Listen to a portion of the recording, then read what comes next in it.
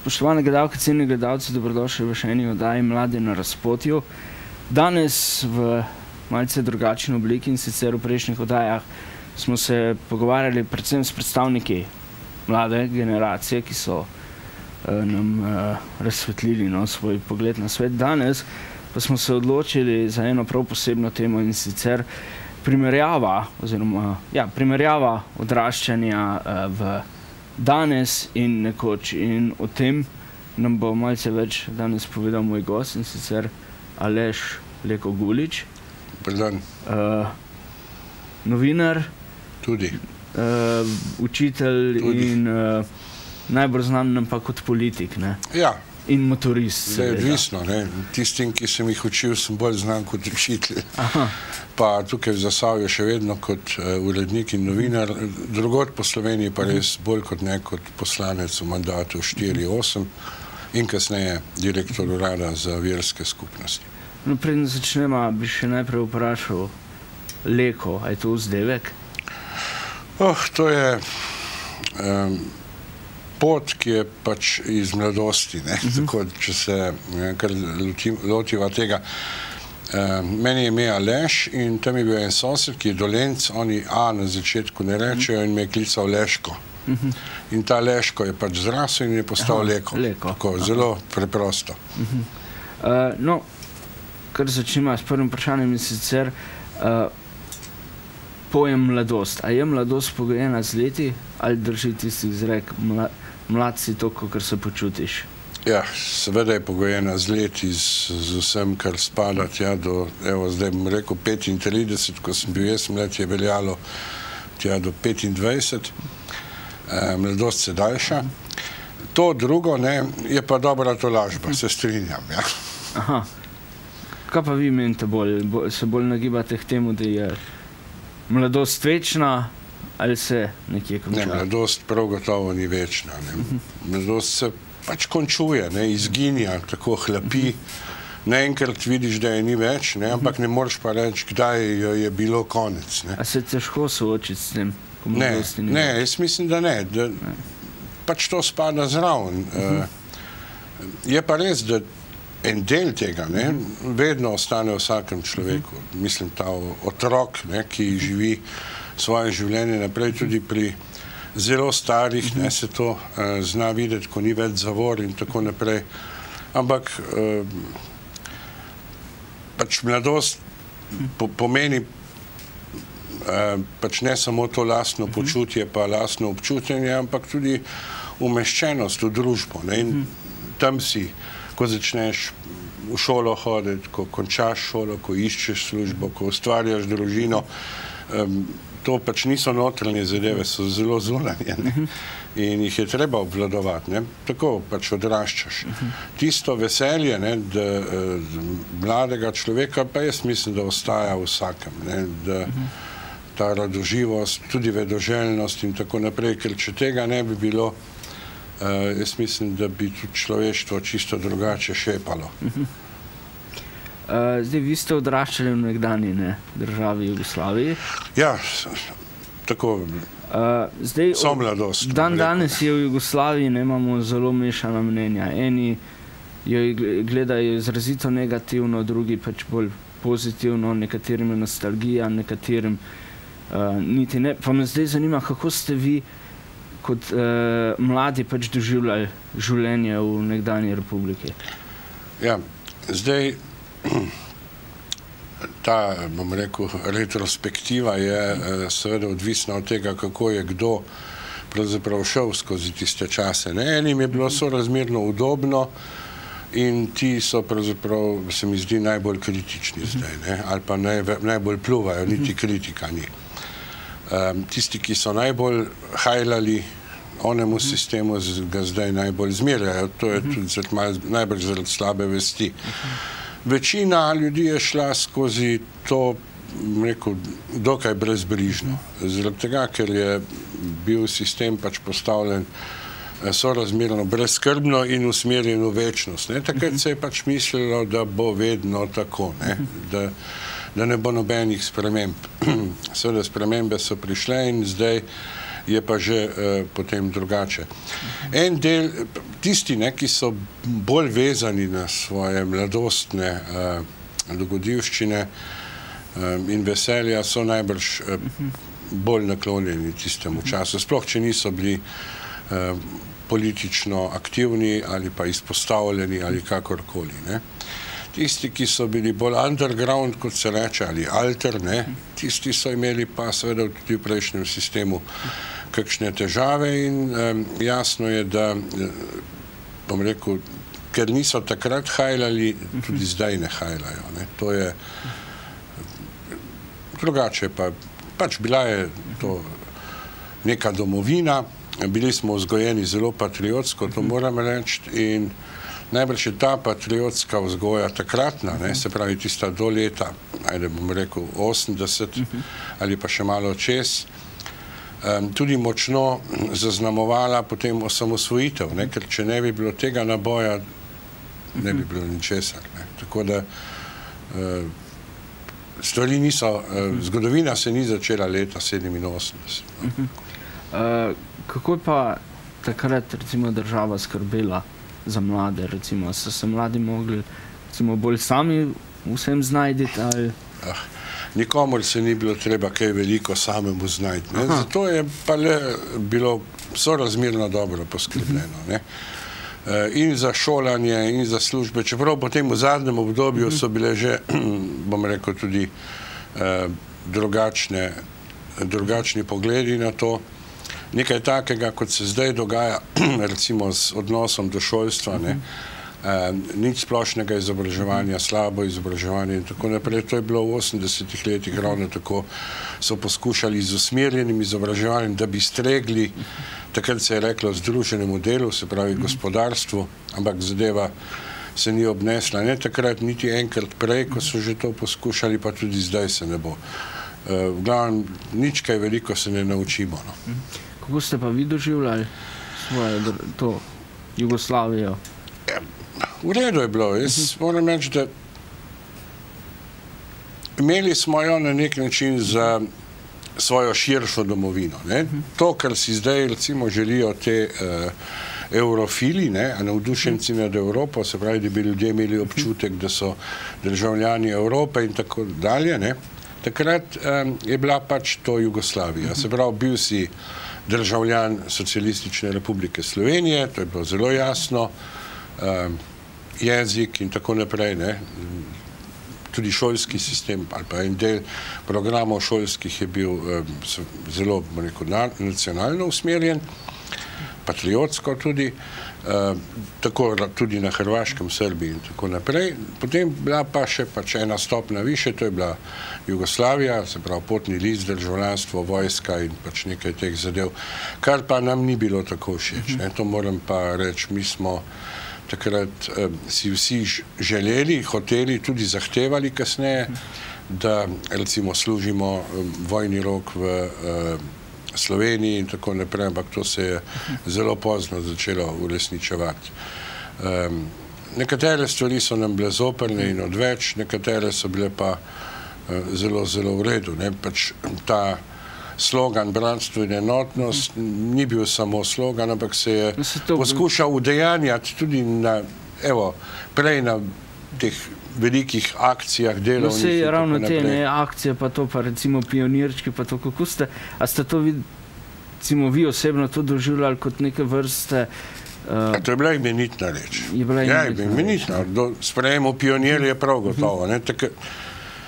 Smo bili pač zelo mladi, 7-8 let si bil star, ko si bil sprejet v Zvezo pionirjev Slovenije oziroma Jugoslavije, dobil si jih pol hrenovke in kozarec malinovca. To se je čakalo, tudi v šoli so nas na to na nek način pripravljali, tako da smo bili malce neučakani.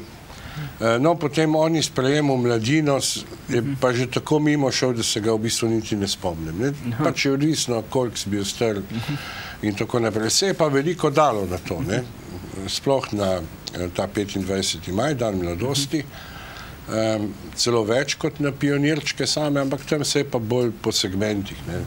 Pač cel razred je bil sprejet v pionirje in neka presega, pač neki rituali, iniciacije. Se pravi, niste to nekako doživljali kot neki prisiljenega, recimo tudi te prireditve, recimo štafeta mladosti? Ne, to je bila velika čast, če si lahko pač tam tistih 100 metrov ali 500 metrov nesel po svojem kraju in tisti je bil, evo, vsaj junak tedna, če že ne junak meseca.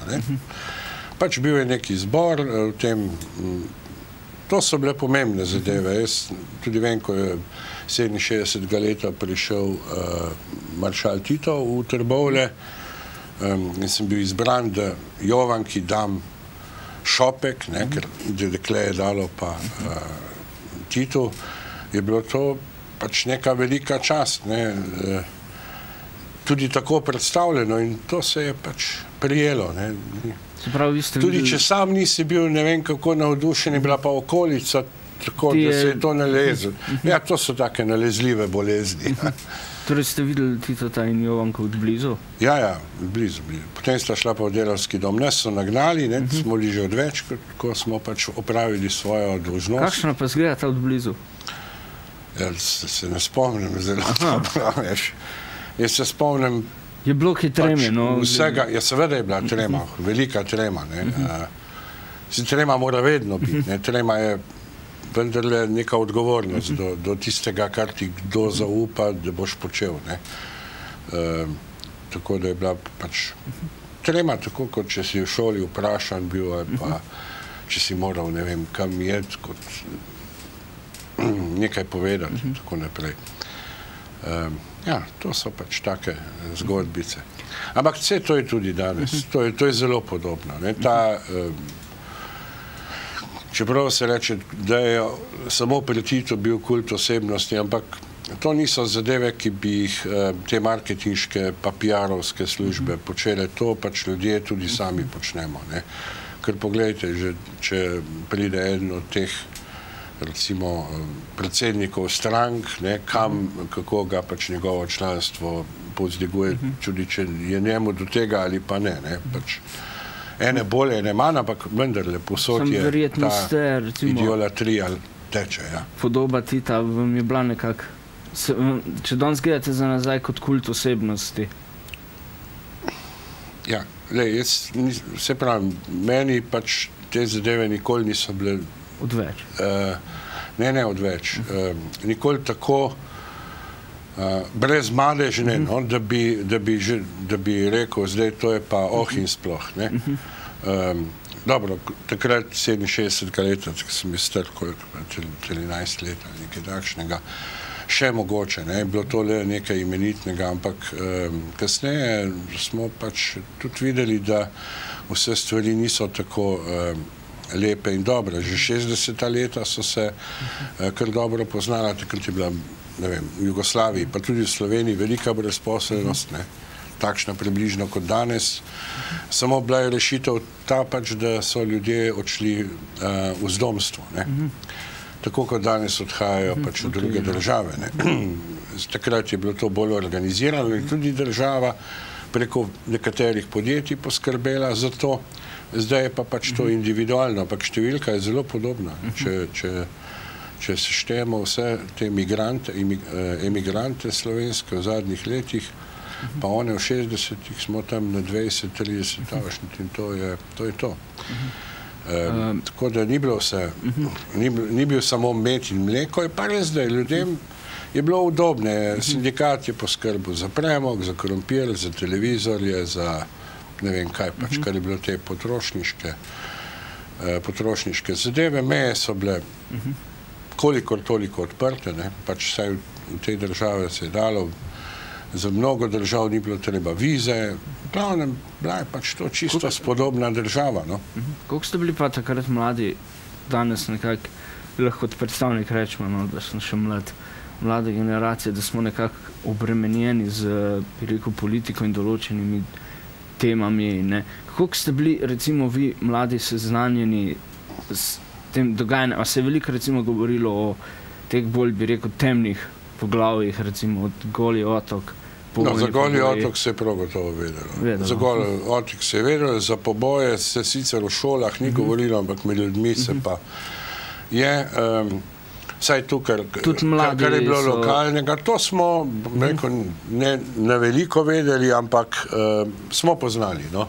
Goli otok sploh. To je bilo pač zgodbe, ki so bile še žive. Ne? Ker, takrat, ko sem jaz hodil, recimo, v srednjo šolo, je bilo to 15-20 let od takrat, ko se je to pač dogajalo in je bilo še živo v spominih. Je res, da se pa o tem na glas ni govorilo. Pač ni bilo rumenega tiska. V teh uradnih glasilih, ne SZDL, kot se je reklo, pa pač se o tem ni pisalo. Ampak zgodbe so pa pač krožile med ljudmi. In tudi takrat smo vedeli, da Goli otok pravzaprav ni bil namenjen ne vem kakšnim pridnim državljanom, kot se reče, ne, tihim, ampak je bil namenjen pravzaprav tistim, ki so znotraj partije, ne, pač bili označeni za sektaše, da nakratko vse pač z eno besedo povem staliniste, ali pa jih je kdo pač iz kakšnih sebičnih razlogov ovadil. Tega je pa tako vedno dovolj med ljudmi. No, rekli ste, da ste se mladi zavedali. Kako ste se pa recimo odzivali na to? Kako ste sprejemali recimo tudi, da veste, da je obstajal nekje neko, bi rekel, nek vzgojni center ali pa nekaj takega? No, to so bile pač tiste zadeve, ki so nam na nek način povzročale dvome v to brezmadežnost, ki je bila navzven predstavljena. Eni so pa pač verjeli, da je to vse res in da je bilo to treba in tako naprej. To je pragmatično, kot se reče danes moderno. Da pač, če si pa v redu, pa tih, pa te bojo pa na mir pustili. Večinoma je seveda tako tudi ta zadeva funkcionirala. Vedno tako funkcionira. Ni pa nič, bi rekel, država, da bi vas obremenjevala s tem. Kako država? Takratna tvorba, danes se nekako zdi, da smo zelo obremenjeni s temi informacijami. Ja, vem, samo tudi država ne obremenjuje s tem. Zdaj pač s tem obremenjuje nekaj seveda posamezne stranke, politične grupacije ali pa skupine strank. In po drugi strani seveda ta molk se zdaj pač na nek način kompenzira. Na eni strani z raziskavami, ki pač potem to interpretirajo tako ali drugače, pa tisk seveda, ki rabi te krvave zgodbe. Ali pa bralci, ki berejo to, ampak to velja pravzaprav tudi za vsakodnevne dogodke, ne samo za nazaj. Čim bolj grozno, čim bolj nobena stvar ni uredna objave, če ni vsaj mal thriller. Čisto mimo grede, a takrat recimo tisk ni bil toliko usmerjen v te senzacije? Ne. V bistvu edina stvar, ki se je recimo dotikala tega, je bila kakšna črna kronika, ampak še tam se mi zdi, da je bil izbor pravzaprav vezan bolj na avtorja, pač urednika teh črnih kronik. V glavnem tega, že čisto običajne nesreče in teh zadev ni bilo tako veliko. Ni se vsako policijsko poročilo pokrivalo in pravzaprav razširjalo. Bistveno manj je bilo o tem govora. Ampak to velja tako ali tako globalno, ne samo za Slovenijo in Jugoslavijo. Danes pa zvemo za vsako nesrečico, ki se zgodi kjerkoli na svetu, in sploh poleti, ko so redakcije prazne, si pač pomagajo z agencijskimi celo posnetki ali pa online, se pravi, kar v živo prenašajo, kaj takrat seveda o tem ni bilo govora. Prva stvar, ki je tako, bom rekel, res globalno zajela, vse so bile te zalivske vojne, pa kasneje dvojčka, pa tudi naša vojna, recimo, da je na ta način šla v svet. Vse drugo je prej bilo pa s tako zakasnitvijo, da je bilo videti kot science fiction. No, če se zdaj malo predstavimo bolj v sedanji čas, vi ste recimo dosto kontaktov z mladimi. Zelo, kolikor se da, ja. No, potem pa kar vprašal konkretno razliko v okolju, v katerem recimo mladi zdaj odraščajo, ali pa kar razlika med odraščanjem zdaj in prej. Ja, to je sicer, moram reči, zelo težko vprašanje, ne. Okolje je drugačno. Vsi mladi, jaz rekel, vstopajo pač v ta svet ravno tako, kot smo mi, ne. Sicer bistveno prej, ne. Ne vem, pri 10 letih danes otroci vedo, evo, toliko, kot smo mi pri 20. Zagotovo, ne. Če ne, celo še kaj več. To je verjetno bolj zaradi tehnologije, ne? Ja, pač svet je drugačen, ne. Ajde, internet, če nič drugega, ne. Pa tudi mogoče ta bolj liberalni svet, kakorkoli, ne, ki je bolj odprt, starši so drugačni, ne, so že šli skozi neke stari starši, imajo neke druge izkušnje in tako naprej. To pač okoliščine so bistveno drugačne, kot so bile za nas, ne. To je. Pa tudi seveda bistveno kasneje odhajajo v svoje življenje, ne. Ravno te dni sem gledal podatke, se pravi, poprečen fant začne ustvarjati družino, ne. Mogoče kakšen otroci so že prej, ampak družina tam okrog 35. leta, dekleta 32 let, ne. Pri nas je bilo to vsaj 10 let prej v povprečku. Tako da je že to drugače. Prav, mladost je daljša, ne, kot je bila naša po teh kriterijih, ne. In kaj je konkreten razlog, da prihaja do tega, recimo, da je ta mladost daljša? Očitno, rekel, spet smo pri okoliščinah. Zdaj, v zadnjih, evo, rekel, od leta 7 naprej, predvsem to, da narašča brezposelnost, ne, in je, bom rekel, študij na nek način vendarle neka socialna varovalka, da se da vleči, seveda do pač neke meje, ne, potem do 26. 27. leta, potem pač pridejo na plan drugačne rešitve, ki so včasih legalne, včasih ne, ampak to je eden od razlogov. Drug razlog je seveda tudi zahteva potem, da so ljudje čim bolj izobraženi, da imajo čim več šol, ne, tisto, kar zdaj gledam, vsak, pravzaprav skoraj da vsak, ne, ki je končal drugo stopnjo, se pravi neko diplomo, ne, gre na magisterij, ne. Danes je pravzaprav magisterij nekaj takšnega, kot je bila v mojih časih srednja šola, ne. Tako, to so stvari, ki na nek način podaljšujejo. Po drugi strani seveda podaljšujejo pa tudi te čisto, rekel, fizične možnosti. V mojih časih je bilo pač tako, da so ljudje živeli v glavnem v družbenih stanovanjih, ne, ki so bila pač kvadrature so bile določene na število članov družin, takšno stanovanje z dobu, kolikor je bilo pač članov družine. V 70. 80. letih so pač ljudje sezidali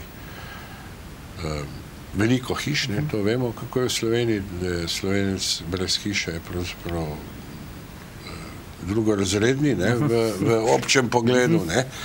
In zdaj je pač prostor tudi za mlade tam, ne, in se dlje držijo pri starših iz čisto, rekel, praktičnih razlogov, ne, stanarina, najemnina in tako naprej in tako naprej. V bistvu se na nek način obnavlja stanje, ki je bilo, evo, prvi polovici 20. 19. stoletja, da imamo neke vrste veliko družino, se pravi, vsaj trogeneracijsko, ne, ki je prej ni bilo, ne. Tako da starši in pa otroci. Glede na to, da se življenjska doba daljša, so še kakšni prastarši ponavadi, nekaj že stari starši so v tem času še vedno v službi. Tako da te, evo, socialne razmere so pač drugačne. Ne. No, se je ravno, ko smo govorili o tej brezposelnosti. Kako je bilo pa z iskanjem službe, recimo v nekdanji državi? A je bilo Kakor vemo, danes je zelo težko dobiti. Kako je bilo pa takrat? Je bilo lažje? Generalno je bilo zelo lahko. Generalno, ko si končal srednjo šolo, si pravzaprav že v zelo kratkem času dobil službo. Ponavadi je bilo tako, da so si ljudje pač privoščili še tiste 2 meseca zadnjih počitnic in potem so šli septembra. Pa to so bile recimo take službe, za katere si se recimo šolal ali pa kaj? Ja. V glavnem se je dalo dobiti takšno službo, kjer si pač svoj poklic.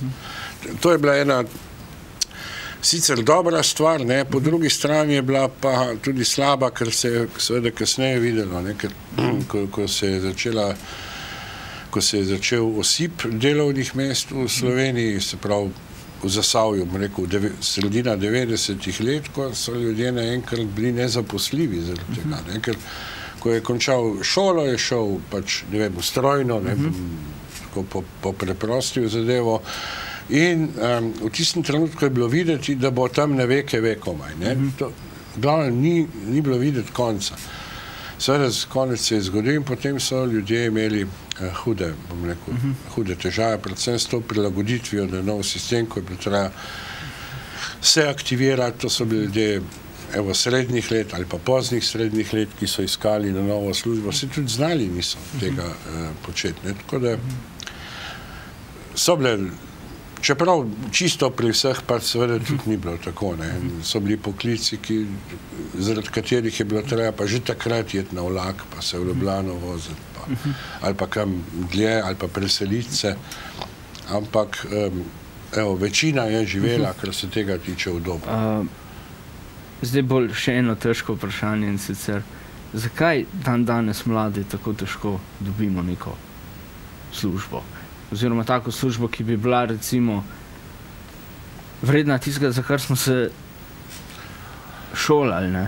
Ker je malo absurdno, da nekdo recimo 4 leta študira recimo na filozofski fakulteti, recimo filozofijo, bere Nietzscheja in podobne obravnava, potem pa na koncu ga pa srečamo v gostilni kot natakarja. Ampak s filozofi, ker si dal že ta primer, je bila vedno težava. Teh delovnih mest pa res ni bilo s čistimi filozofi. No, ampak nasploh hočem povedati, da se šola za eno stvar, potem pa dejansko na koncu gotoviš, da od vsega znanja... Zato, ker pač že takrat, ko se odločaš o tem, pač ne razmišljaš o tem, ali bo služba ali ne. Jaz za, ravno čiste filozofe, tam je pač, v srednjih šolah nekaj prostora, ampak še to je danes tako, da moraš vsaj v 3 šolah učiti, da zapolniš tisto kvoto ur, Potem kakšen inštitut, SAZU, pa sama fakulteta, kolikor pač rabi asistentov. In to je pač, rekel, za celo Slovenijo 50 ljudi in potem se neha. Tam se jih pa le v par letih nabere 50. Ampak ljudje so se, zdaj tako bom rekel, nekaj kolegov imam, ki so pač tudi to študirali takrat na faksu kot jaz. In vsi so v nekih drugih poklicih. Recimo, direktor Cankarjevega doma je čisti filozof. Sprav so šli pač v neko drugo smer in svoje znanje aplicirali drugače. Nekaj je novinarjev in tako naprej. Se pravi, gre za aplikacijo znanja. To pač niso poklicne šole in je treba poklic potem poiskati. To pa včasih kdo ne zna. Misli, jaz sem pač to in zdaj moram pač delati samo to.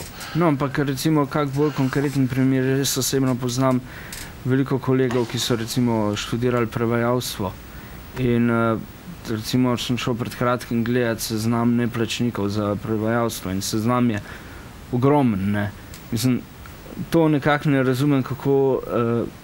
To je pač kapitalizem, ki je čisto pobesnel in smo tudi dovolili, da je takšen. To je, bom rekel, tukaj pa krivda tudi ne samo zakonodajalca, ki mogoče res kakšne luknje pusti odprte, ampak tudi izvršne oblasti, ki mora skrbeti za izvrševanje zakonov. To je vlada z vso to pač mašinerijo in ne pritisne na te spet, seveda najbrž na kakšne namige ali karkoli tistih, ki seveda hočejo upravljati z dobičkom, kot se reče. To so pa lastniki in pa, rekel, zgornja plast upravljavcev. Jaz še vedno pravim, da ni nobenih posebnih političnih stricev iz ozadja, ampak da so v glavnem tisti, ki najbolj seveda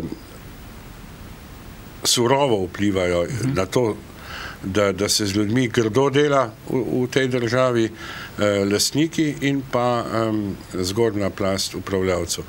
Ta seveda tudi po mojem najbolj prišepetava.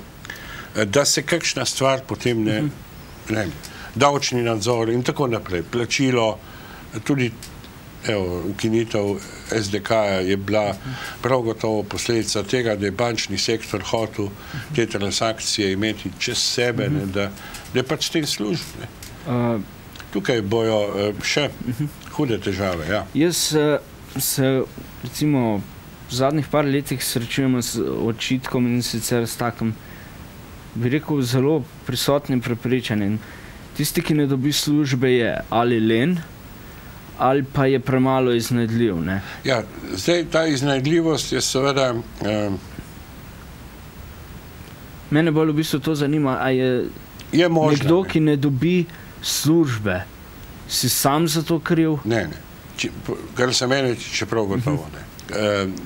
Tukaj je seveda stvar, rekel, generalne politike neke države, kako bo zaposlovala ljudi, ki končajo šolanje, oziroma kako bo omogočala, da se zaposlujejo. Država sama jih pač nekaj jih že zaposli. Ker je tako, da se zdaj nekako, vsaj jaz ko doživljam, dela na tem, da bi se brezposelnim ulivala krivda, da so si v bistvu vse kriv sami. To se pa vedno dogaja. Ampak to ni, bom rekel, izum teh časov. Vedno, kadar je bila kriza, so si bili sami krivi. Ko ste rekli, da v 60-ih je bila prva stotna velika brezposelnost. Seveda je bila, in takrat se je pač ponujalo nekaj tukaj, ampak zelo malo. So bile pa recimo cele pokrajine slovenske, ki so dobile pravzaprav samo to možnost, ali greš v Nemčijo ali ne. In če nisi šel, so tudi rekli, da si sam kriv. Čeprav je država takrat pač drugače poskrbela. Ta seveda zgodba gre tudi malo zaradi tega, ker je v prejšnjem sistemu bilo tako, da si bil na nek način prisiljen vzeti službo, tudi če ti ni bila čisto všeč. Pač firm in ta del brezposelnosti se je na nek način kompenziral že tudi s preveliko zaposlenostjo po podjetjih in tako naprej. To je bilo vedno pač nekaj ljudi, ne bom rekel na sinekurah, ker pač niso bili ne vem kako plačani, ampak en del sociale se je pač odvijal. Že tam tisti zelo trd del je bil pa pravzaprav na teh socialnih inštitucijah. Danes seveda je pa zadeva drugačna, ker kapital pač pritiska na firme in tam se je porezalo pravzaprav vse in še več. Ko pa država, recimo, vi ste bili v politiki toliko časa aktivni, koliko pa recimo država dejansko poskrbi za potrebe mladih? Slovenska država je še vedno socialna. Za mlade pa ne skrbi ravno dobro. Ne skrbi sicer institucionalno v redu, to moram reči, da nekatere stvari celo bolj, kot se je v prejšnjem sistemu, recimo zdaj pač delujejo te mladinski centri, se pravi ta Smetana, bom rekel, na nek način a to ste imeli družbeno, tega ni bilo. Bila so pač društva, ki so imela mladinske sekcije. Mladinsko amatersko gledališče v Trbovljah, ki še vedno deluje, potem kakšni pevski zbori, ki so nastajali, dejavno šport, v to se je kar veliko dajalo. Medtem ko takšnih centrov, kot je danes mladinski center v Trbovljah, Zagorju, v Hrastniku, od pred kratkim pa ni bilo. In čeprav smo si zelo želeli, tam v 70-ih letih je bil nek klub Sonček, ki je pa tudi zelo malo časa deloval. Smo si pač drugače pomagali, ampak ta del je prav gotovo zdaj boljši, kot je bil takrat. Tako da čisto vse tudi ni zdaj za nič, pa takrat vse fajn, to bi bila prečudna zgodba. Ja, zdaj, kakor potem jaz razumem, ta vlivanje krivde tudi povzroči pri mladih pasivnost, ki je zdaj v bistvu predvsej prisotna. To krivdo se vliva na razne načine, ne se jo ne samo preko medijev, pač tam vidimo tudi te zgodbe, tudi doma je tako, splošna družbena klima je takšna zaradi tega, ker se je pač včasih je pa res bilo tako, tisti, ki se v bistvu, če si hotel biti brez dela, si se mu moral v resnici izogibati. Bilo je nekaj tega. Ker danes je pa ravno tako, da bolj ko delaš... Je pa res, da ta, bom rekel, pasivnost, ki čakanje na to, da te bo kdo povabil, tega pač zdaj, bom rekel, je zelo, zelo, zelo malo. Vabijo v bistvu ljudi, ki imajo koliko toliko izkušnje, če seveda niso, bom rekel, politično na nek način zaznamovani. Potem pa tudi tehne, tako da imamo širok spekter, bom rekel, izločitvenih kategorij. Pa se vam nasploh zdi, da je recimo zdaj ta mlajša generacija, da so bolj pasivne? Ne, prav gotovo niste bolj pasivni. Pasivni bi mi bili veliko bolj, če bi prišli v tako situacijo. To se je pač videlo tam v 90-ih letih, ko smo v bistvu padli, ko je bila res, ko so pač fabrike cepale kot muhe in ljudje se niso znašli. In so kar naprej, tudi država je celo govorila o nezaposljivih, rodarjih in tako naprej. Prav tam, kjer je bila velika masa, tam se je toleriralo, tam seveda, kjer je bila mehna, kjer je bil 1, 2, tisti so pa rekli, da so leni. To je pač vedno tako. Eni so bili pač pobožani kot nezaposljivi, drugi prav policisti, ki so jih takrat nagnali iz služb, potem rodarji, ki so se rudniki zapirali, pa še kakšne velike firme so nekako le stisnile te ljudi do penzije, medtem ko tisto, kar je bilo individualno majhno, je bilo pa prepuščeno pravzaprav cesti. Ker sicer spet socialne inštitucije so te, zavod za poslovanje, potem status čakajočega iskalca zaposlitve, kot se reče, to je še vedno delalo. Je pa res, da te stvari niso v redu, ker veliko boljše, da bi se ustvarjalo. Sicer se pa ta mladi veliko bolje znajdete, kot smo se mi. To je zagotovo. Jaz moram reči, če je v 60-ih letih država poskrbela za zdomstvo, danes pravzaprav mladi sami zmorete in znate tudi oditi. Čeprav je to seveda izpravim katastrofa, tudi nacionalna. Če tam 15,000 ljudi pravzaprav letno je pripravljenih oditi. Lani mislim, da je bila številka, leto 10 je zadnja številka, 5,000, ki je tako velika, kot je bilo prej od leta 96 do leta 4, se pravi 8 let, ekvivalent enemu letu danes in to visoko izobraženi, to ni pač nekaj. Po drugi strani imamo pa dotok mladih spet, predvsem iz bivših republik, pa tudi od drugot iz Evrope, tam kakšnih predvsem zelo slabo izobraženo, pod srednjo šolo. To pomeni, da se pri nas ta cela nacionalna struktura zelo spreminja. To se nam, če se danes ne pozna, pa se bo čez leta še bolj. In to pomeni seveda tudi podaljšanje te mladosti, ki je pa grenka. Kaj bi pa vi recimo enemu svetovali? Ne ostane tukaj, ne gre ven? Treba je preživeti, jaz mu ne bi svetoval, prav gotovo ne bi rekel 5 ven, tudi ne bi nihče tako vprašal. Jaz pravim, kar ne ljudje pač potujejo, pa grejo okrog, to tako ali tako ne škodi, mi smo že sami po sebi preveliki zapečkari, ampak da bi pa presekal korenine, to je slabo, zbrav, da bi onem na nek način črtal možnost, da se kadarkoli vrne. To se mi zdi, da je bolj veliko bolj zoprno in nevarno. Jaz sem pač zato, da ljudje pač, evo, da si poiščejo, kjerkoli se pač to da, pa vendarle, da ne preseka in da se v prvi priliki, ki se jim ponudi, ne, vrnejo v te kraje. To tudi vidim zaradi tega, ker tudi v 70-ih, 80-ih so ljudje odhajali, ne, se nikoli ni bilo brez odliva, ampak tisti, ki so ohranili ta stik, so tudi zelo uspešni. Tisti, ki so presekali vse korenine, so se pa res popolnoma izgubili.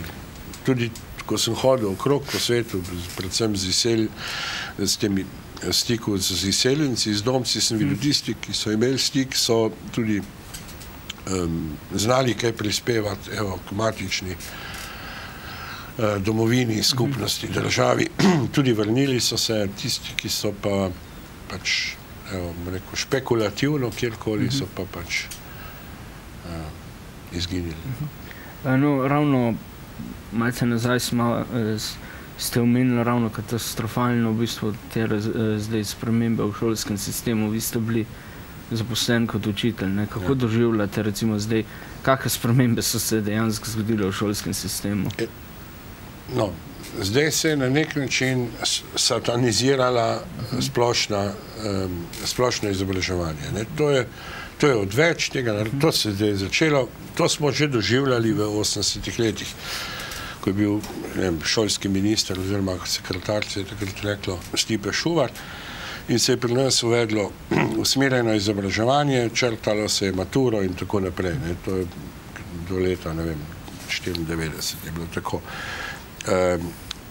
Slabi rezultati so bili, no. Mislim, moramo tudi vedeti, da ti ljudje, ki so skozi to izobraževanje takrat šli, so danes, evo, upravljavci te države, mislim. In očitno nekatere stvari manjkajo. Občutek in empatije, ne. Že to, tudi če ga ima, ga danes stran, to je slabo, ne. Treba je danes preživeti, ta občutek se vzgaja, to je važno, ono bomo že potem, pustimo svoboščine, to nas samo obremenjuje, ne, bomo že potem, danes je profit pomemben, seveda ta profit ne gre v razvoj, ker jih razvoj nič ne zanima, ampak gre v luksus, v kvazi potrošnjo neko.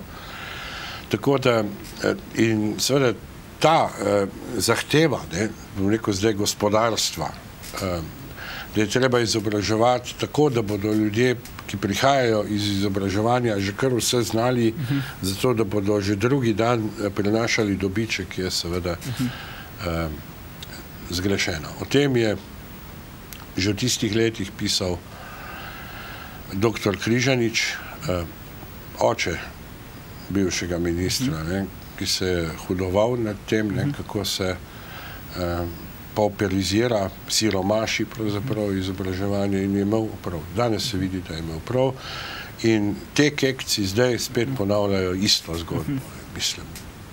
Začela se je seveda s tem, da so pač te strici iz ozadja, ki pravi in lastniki in pa prvi upravljavci, ki seveda participirajo na dobičku zelo močno, so ugotovili, da bi bilo pravzaprav najboljše imeti tam,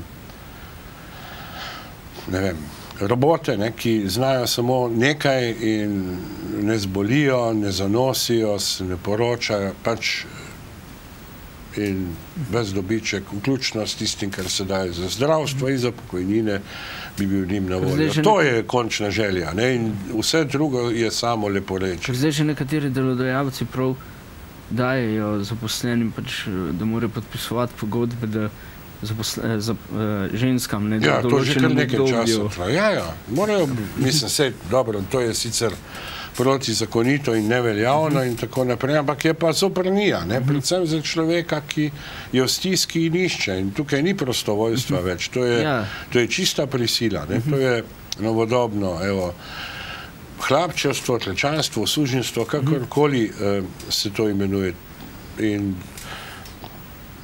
jaz ne vem, zakaj ta, bom rekel, velika želja potem, da bi pravzaprav uničevali nek rekel, socialni razvoj družbe. Ne? Ker, smo imeli v Evropi, ne bom tako rekel, dokler je bila na oni strani predna Sovjetske zveze, ne bi vse skozi nek pritisk, da je treba tudi na tej strani biti socialen. Seveda, zdaj, ko se je to uničilo, bi pa vsi in se je Evropa dvomim, da bo ostala in tudi mladi, ne. Ker vidim, so proti temu izkoriščanju, ampak po drugi strani se bi pa selili v Ameriko, kjer kao je boljši kapitalizm. Ma kak je boljši? Ne? Seveda mogoče za koga, ne? Ampak tako pač ne gre. Bo pa prav gotovo ostala Kitajska. Ne? Tam se pa nekatere stvari že dogajajo. Ljudje že pulijo rešetke z fabrik, ne? Ker tam so za rešetkami v fabrikah. Pa še kjer je. Tako da mladi boste bomo še marsikaj doživeli, prav gotovo. Zdaj pa še za konec bolj sproščena tema in sicer vi ste po duši motorist. Ja, ko povem po duši, no. Dobro, okej. Koliko časa recimo ste že na motorju? Ja, zdaj sem od leta 2000 v bistvu. Se pravi, kar so otroci kolikor toliko odrasli. Prej je bilo bolj ilegalno. Seveda, ko sem bil pa tam star, od 14 do 20 let, smo pa se tudi vozili z vsem, kar je imelo dvoje koles. Ste pa ves čas bi rekel, nekak kontakti z turisti? Ja, to pa ja. To pa ja, ne. No, saj tam doli, ja ne, skozi pravzaprav. Ampak vmes tudi motorjev ni bilo. Treba vedeti, da tam med 60 in pa 60 leta so bila pravzaprav brez motorjev. To je bilo takrat luksus? Ne luksus. Ni bilo luksus, je bil takrat Fičo, pa Princ, pa Ami, pa Spaček, ne. In vsi so šli na avtomobile, ne. To je bilo. Seveda za oboje je bilo pa premalo. Bili so pa mopedi vse skozi. Tomos je pa dobro delal ves čas. Ampak se takrat to ni bilo važno. V glavnem se je takrat vozilo stare motorje, tiste, ki so tam do 60. leta bili pripeljani v Slovenijo, nekaj Puhov, BMW-ov, pa mogoče še kakšen Guci tam po Primorskem. Potem 70, 60-a nič, 70-a se je pa spet začelo in 80-a. Pa je danes v bistvu navdušenje nad motorji prisotno tudi pri mladih? Ja, je. Vedno pri enem delu, ampak to ni, bom rekel, prav gotovo to ni večinski del. To je približno tako kot pop pa alter kultura. Pop kultura ima pač nekaj... Se še vedno gleda po strani motoriste? To so pa tisto divjajo zmer po cestah? Ja, seveda se še. To tudi, čeprav je zdaj ta, število motoristov v Sloveniji je v zadnjih 5 letih približno, ali pa 10, je naraslo tam od 3.000, 4.000 registriranih težkih motorjev, zdaj mislim, da jih je čez 45.000, se pravi, se je za 10-krat povečalo in je tudi pogostnost v prometu večja in je seveda tudi pozornost večja in tako naprej. Tako da, kaj pa je sem? Averzija je pač vedno zaradi neke drugačnosti. To je tako, to je ravno mene presenetilo. Tako kot rock'n'roll, ki nikoli ni bil trend, ni bil nikoli v sredini. Vedno nekako vedno na robu, ampak bil. To je isto. Ker to mi je presenetilo, da imajo motoriste vedno nekako za drugačen, ravno zaradi tega, zaradi hitrosti, ampak se tudi vozniki, mislim, z avtomobili. No, v glavnem, jaz sem prepričan, da celo motoristi počasneje v povprečku vozimo, ker zdaj imamo med temi 42.000, kolikih je seveda veliko nedeljskih voznikov, ki so nedeljski in v avtu, in v motorju, in tako naprej. Tako da, pač ljudje, pravi, ja ga nisem videl, ne, pa on je divjal, pa tako naprej, ampak zanimivo je, da pa nikoli še niso spregledali policista do motorjev, čeprav ima kar bolj kamuflažno obleko, kot recimo kakšen, ki je od teh oranžnih pa rumenih. Tako da, To spada seveda k mladim in starim, ne. To ni čist, ampak seveda za motor se najbrž odločiš, ko si mlad, ne, in potem ali ostaneš ali pa ne, ali pa imaš pauzo zaradi tega, ko imaš družino, pač ne moreš vse spraviti na motor. Potem, ko pač minejo ta leta, se pa vrneš. Ste vi imeli kdaj kakšne pauze vmes? Ja, seveda sem imel. Malo sem jih imel zato, ker pač ni bilo denarja, drugi zaradi tega, ker je bil pač avto le prioriteta, zaradi familije. Kak pa je občutek, ko po dolgem času spet sedeš za motor? Približno tako, če po nekaj letih nekaj enja spet kadiš. Ne znaš, ne, ampak je pa lušen. V redu. Se je treba spet naučiti, ja. Vse to mislim, da bi bilo, sej spit imaš ali pa ga pač nimaš, no, sej niti ni bistveno, ampak vse se moraš vedno sproti učiti in to je, ko se nehaš učiti, si pa res star, no, tako bom rekel. Uči se v bistvu celo življenje, ne? Ja, lahko, ne. A se vi še kar učite? Seveda se, zdaj so pa, mislim, zdaj si pa že celo prisiljen, pravzaprav kar naprej spremljati te spremembe. Če že druge ne tehnološke, ne, ki so, evo, vsak dan. Ampak jaz sem točno to, lahko se nehaš pa zelo kmalu učiti in takrat boš star. Še nekaj me zanima in sicer vi zdaj niste več aktivni, ne, v politiki, ali ste še? Ja, sem še. Je pa res, da mediji pač izven parlamentarnih strank ne spremljajo. Mene spremljajo, če je kaj zvezi z muziko ali pa rock'n'rollom ali pa za verske zadeve me še pokličejo kdaj. Zanima me, recimo, da bi se en mlad odločil, jaz grem pa v politiko. Kaj bi mu svetovali? Ja, jaz tukaj pa le za Kitajsko. A velja tisti izrek politika je, vemo kaj. Ne, to ne velja. Prav, da politika je čisto v redu in je tudi lahko spodobna reč, tako kot vsaka druga. So pa tam ljudje, ne? In tam je pa vse sorte. Jaz bi mladim ljudem ne svetoval, da gredo v politiko. No? Mislim, da je zelo dobro, da prej kaj drugega počneš. Kitajci, ki so modri, tako kot nacija, ne, s tem konfucijanstvom, pravijo, da greš v politiko lahko takrat, ko imaš mir v duši, sive lase in odrasle otroke. Aha, tako. V redu. Upam, da bojo... Čeprav to je pač tako, ne.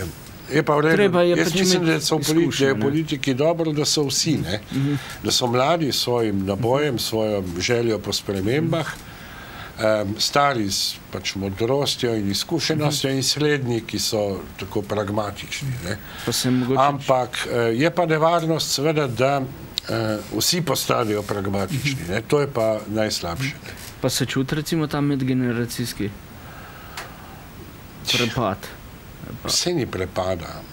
Te stvari so vedno, bomo rekel, sorazmerno dobro povezane. Obstaja, bi rekel, danes nekateri pravijo, danes mladi, stari, to se ne da več, da je vse že preveč distanciran drug od drugega in da ne najde se skupnega dialoga, pa to ne.